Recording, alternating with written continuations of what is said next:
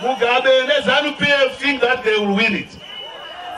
But in the face of unfree and unfair conditions, I don't think the forthcoming election will be legitimate. It doesn't matter who wins. I recognize the honor you have bestowed on me. I know the depth of your feelings, and I know the nation's expectations. Taunganira nechipana. Taunganira kuti munzwisise kuti nera zvinorevei.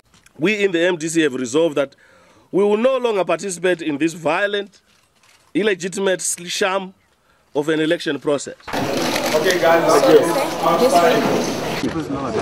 I want to assure you that the people's victory is assured.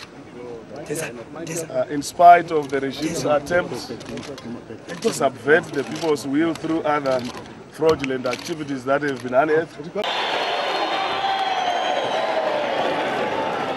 I have signed this agreement because I believe it represents the best opportunity for us to build a peaceful, prosperous, democratic Zimbabwe. I, Morgan Richard Tsvangirai, do swear that I will be faithful and bear true allegiance to Zimbabwe and observe the laws of Zimbabwe. So help me God.